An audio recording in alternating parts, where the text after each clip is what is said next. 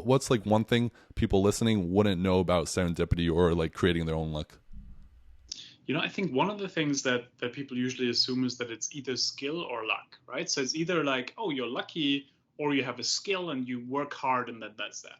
And serendipity is really, these are people who worked really hard to be lucky. You know what I mean? Like it's really kind of, and that's really the muscle that I talked about. And I think that's something, getting away from that wrong dichotomy of either skill or luck, to say, no, this is skilled luck. This is like, it's a life skill to cultivate serendipity. And I think that's really something, that's the bigger shift in mindset that I feel is necessary, because, I work a lot with students, for example, and what I see in those students is similar to when I grew up, right? I grew up with this idea, you can plan life out, you can map it out, you can plan a career, and then life happens, and you're like, oh my God, oh my God.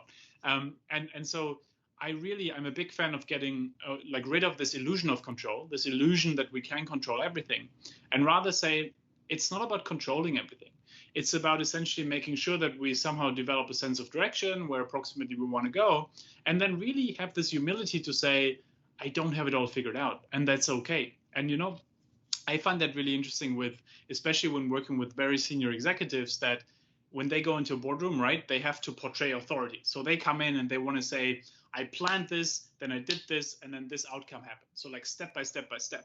Even though everyone in that room knows, like, nah, it was a bit more like a squiggle rather than like a straight line, right? Similar to our CVs, right? We will go into a meeting of a new employer with a new employer, and we'll say, oh, I did this, then I did this. But everyone knows you probably just, ran into someone at a conference, and then they like told you about a job you didn't even know about, and then you got in there, right? Point being that I think I'm a big fan of this idea that at the end of the day, we've for a long time seen the unexpected and serendipity as something that happens to us because maybe we didn't have a clear plan, or maybe, there wasn't something there. And I think one of the biggest goals I have with this work is to say, no, like, let's get away from this idea that this is passive. It's actually, you built a muscle that enabled you to have more serendipity. Or as a leader, you built a culture that enabled you to have more serendipity to happen. And that's not a bad thing. Actually, it's an active thing, and it's the only way to manage in uncertainty.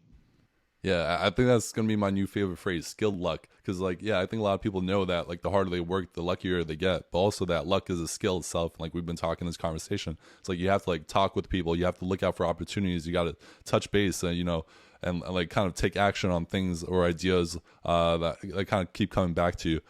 So I think it's wonderful, especially for people that have a growth mindset. They'll realize that they can work towards getting luckier and having more serendipity in life. So I think that's wonderful news for everyone. Yeah,